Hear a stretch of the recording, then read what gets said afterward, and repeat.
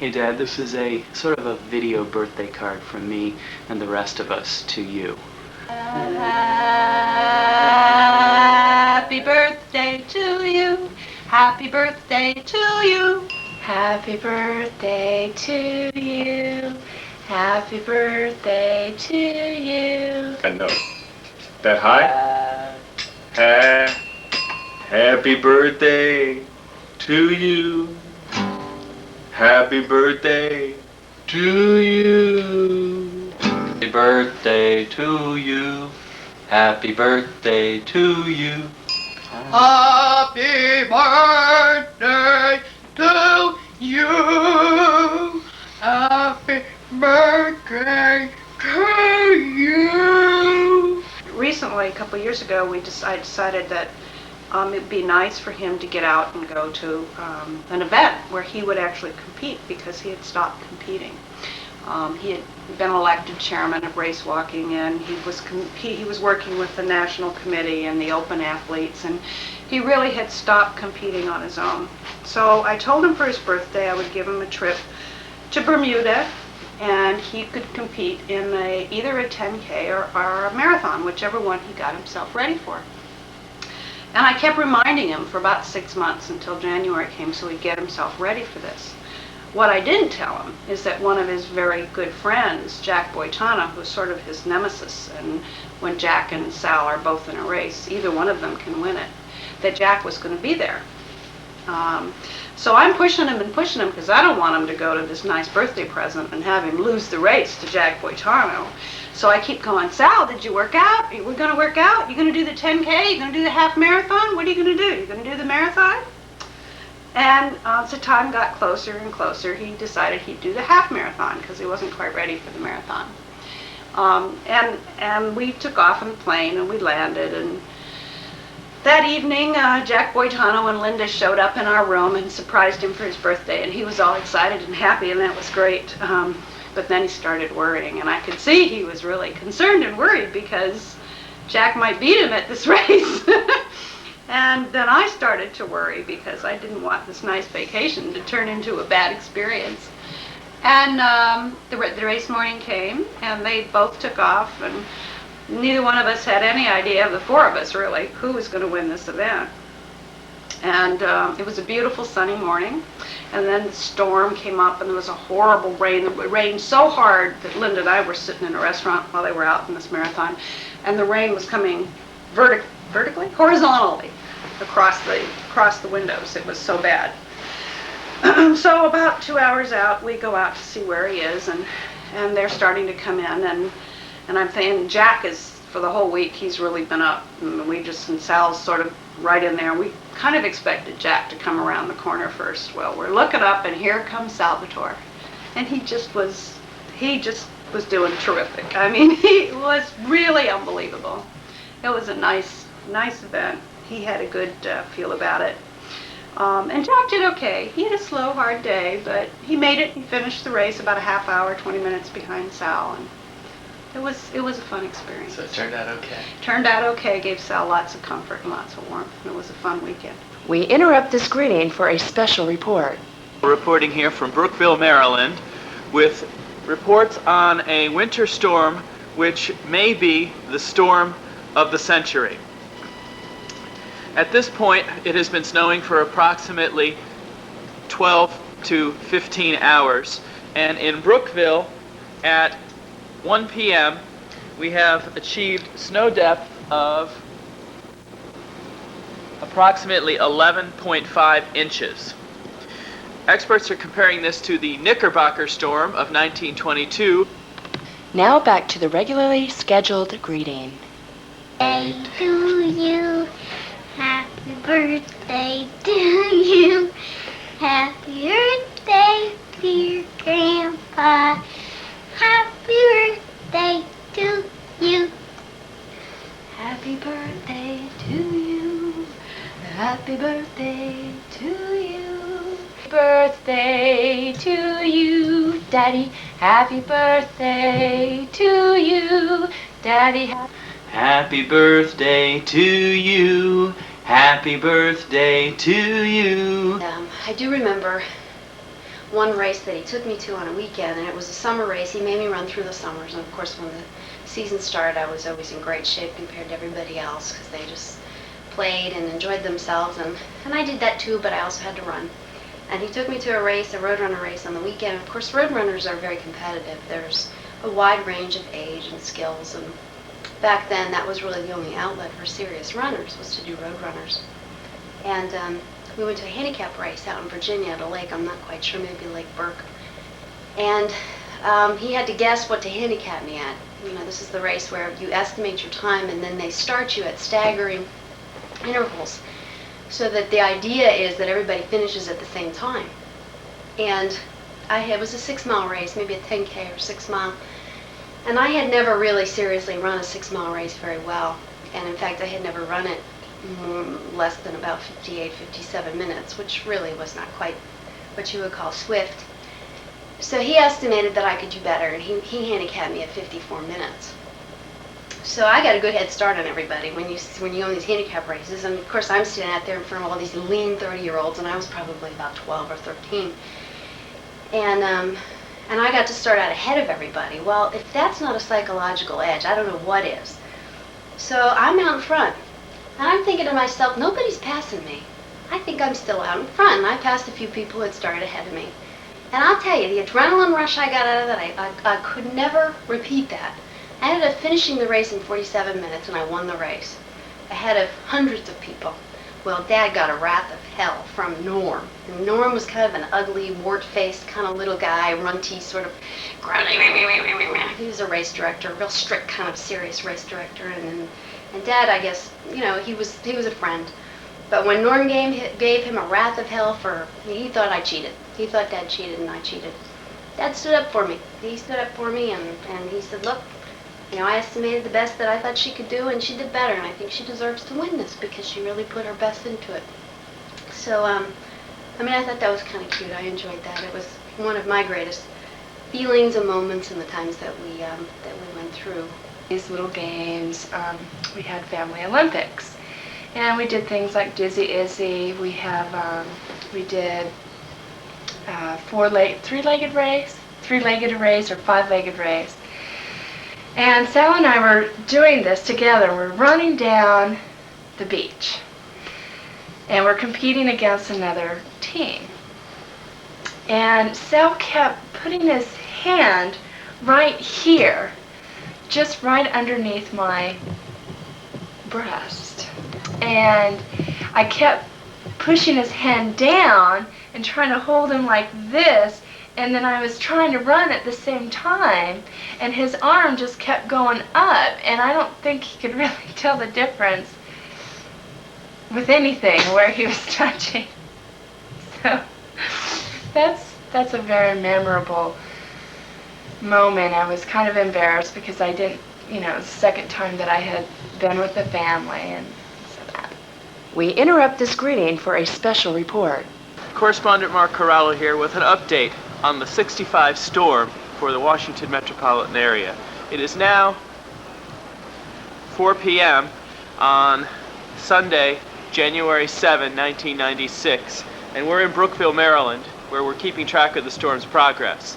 At this time, we now have a measured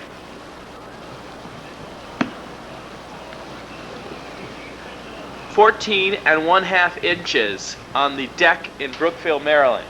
However, as you may be able to see, it appears as though the actual snowfall is lightening up a bit. There is some blowing and drifting conditions, but the snow itself seems to have lightened up a bit, although I do believe it's probably still coming down at approximately 1/2 inch per hour. Here are some of the effects of the 65 snowstorm. If you'll notice here, this is our driveway. We pulled into this driveway about 4 hours ago and left deep tire marks through this snow. However, the blowing conditions and the heavy snow have obliterated our tire tracks, and our driveway is now coated with 14 inches of snow. Now back to the regularly scheduled greeting. All right, I wrote this very quick, so it's the best I could do under the circumstance. Ready? How can someone so bligged walk so fast? I can't understand it, but they say it could be because of the aerodynamic shape of his... Da-da, da-da. When I first saw you racewalk, I was amazed. I figured it out. You just like wearing tights and telling everyone your age. That's it. See, I don't really think of my dad as a strict disciplinarian. Yeah, he was strict, and both our parents were strict. We didn't get away with a lot of stuff. But I also don't really recall him being overly disciplinary. He at times had unconventional ways of dealing with his children's problems. One time I was on the telephone with my then girlfriend, and my mother wanted to use the phone and asked me to get off. I'd probably been on, for 45 minutes. And my mother asked me to get off, and probably 15 seconds after she made the request, she came and hung up the phone for me. This angered me, and for the first time in my life, I not only used curse words in front of my mother, but I directed them at her. And as soon as I did it, I knew I was in big trouble. I was in such big trouble that my mom said, and she was not prone to do this, "Get upstairs, wait till your father gets home." Well, when he got home, I guess he was shocked and horrified at what I had done, and decided what an appropriate punishment would be. Grounding for several weeks, mouth washed out with soap. No. My punishment was that I had to run 3 miles a day, every day, throughout that summer. Okay, anytime you're ready.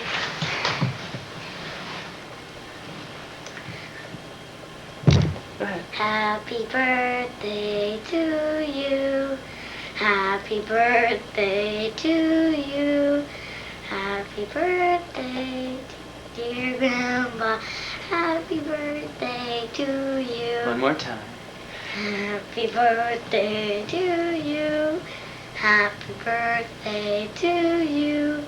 Happy birthday, happy birthday, happy birthday to Grandpa. Happy birthday to you. I didn't do that right. Obvious stories. Dad Dad and I have I didn't seemed realize you had to. written something on there. Dad and I have seemed to share a lot of athletic interests, and we still do. Although you'd think, based on kind of the way I grew up, that I would be the total wimp of the crowd. There's always the classic story when Dad took the three of us running. Always wanted us to be runners. And just like we do now, we drag our kids out to the racquetball club. Dad drags us all out to the high school to do some running around the school. So he'd start off and he'd give everybody a head start. So You can look at me if you're more comfortable. am I allowed to do that? Yeah. So he'd start off, and he'd give Krista would get to start off first because she was the youngest, and then I would get to start off first, and then next, and then Mark would go, and then he'd follow up, and that way we had a little handicap, and we'd be able to run a little bit faster and faster. Well, I think it was okay the first lap around the school. I caught up to Krista. No, actually, must have been Dad caught up to everybody, and I was dead last. And so by about the second or third lap, I was starting to get that pukey feeling that I still get when I try to run fast, and so I hid in the bushes. And they kept running around, and you never knew where someone was until all of a sudden there was this whimpering that they could hear from the bushes.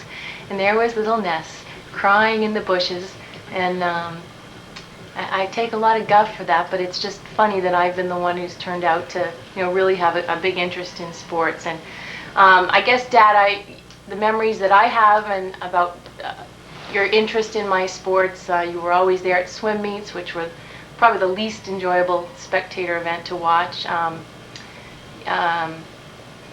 You've always been there for me. I remember you must have been there when I was in the county gymnastics meet with my bright orange leotard, because we have it on film where I'm doing my lovely routine and I fall off underneath the beam. And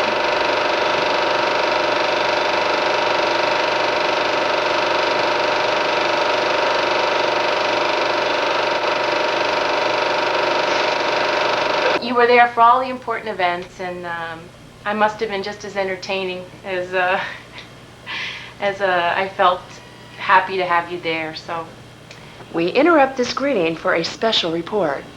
Mark Corrallo here for the final update on the 65 storm. It is now 9 a.m. on Monday morning, January 8th, and I believe that the actual precipitation has now stopped, although we have significant blowing conditions, which is causing the snow to drift and blow and accumulate, even though no more snow is falling from the sky. In Brookville, it looks like our final snow total will be almost 22 inches. Now, some of this snow may have blown here, some of it may have blown away, so it's hard to get an accurate reading. But we have got some conditions here that we are not likely to see ever again.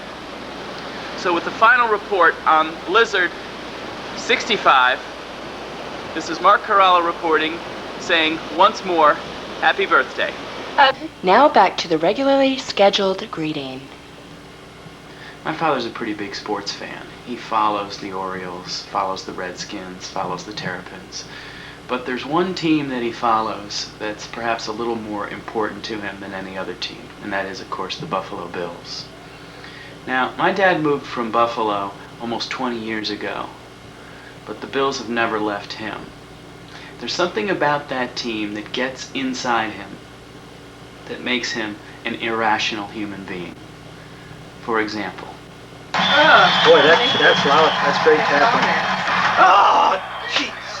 Thing. It curved in. It ain't Buffalo's day. Come on. What kind of crap is this? They couldn't be playing worse. Go wrong?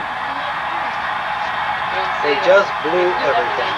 That I share some of his enthusiasm for the Bills. However, as I've gotten older, I seem to have been able to detach myself emotionally from the team somewhat. Not so with my dad. Oh, come on.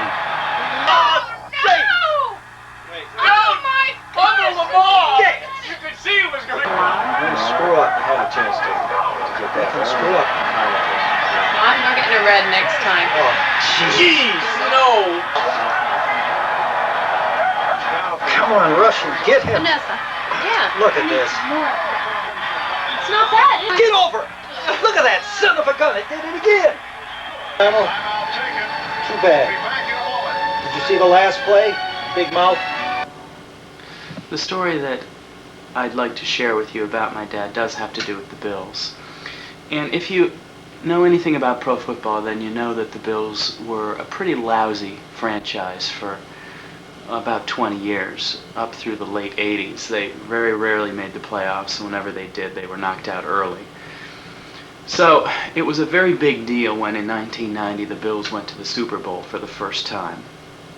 And they got there in convincing fashion, beating the LA Raiders 51-3, I think it was, to face the New York Giants in the Super Bowl. Well, as a lifelong Bills fan, you would think that this would be the one game that you had been looking forward to your whole life. Perhaps that was the case with my dad, but he was so overcome with anxiety that he was not able to watch the game at all. In fact, most of us went over to his house to celebrate the occasion of the first Super Bowl for the Bills, to watch the game with him. And while we watched the game in the rec room, my dad was busy working on his computer in his little den. What he could stand were updates every 15 minutes as to the progress of the game. Now keep in mind, this is the game that went down to the final play when Scott Norwood missed a 48-yard field goal and the Giants won the Super Bowl by 1 point. He couldn't even come out to watch that final kick. This is a man who is otherwise completely rational, but when it comes to the Buffalo Bills, there's just no figuring him out. To you, happy birthday to you, happy birthday to Akma, happy birthday to you. That's easy for me. I can do that. One more time, and then this time sing it to Grandpa. Who's Grandpa? Your Grandpa. Happy birthday, happy birthday to you, Daddy. Happy birthday, dear Sal. Happy birthday to you. Happy birthday, dear Daddy. Happy birthday to you. Happy birthday, dear Salvador. Happy birthday to you. Birthday, dear Salvatore. Happy birthday to you. Birthday, dear Sal. Happy birthday to you. Happy birthday, dear Grandpa. Happy birthday to you. Birthday, dear Dad, who's 65 years old. Happy birthday to you.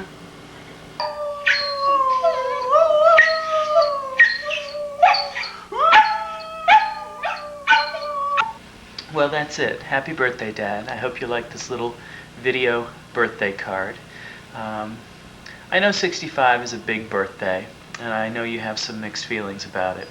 There's really no reason to feel sad about it. We made a big deal out of it just because it was time to make a big deal out of one of your birthdays.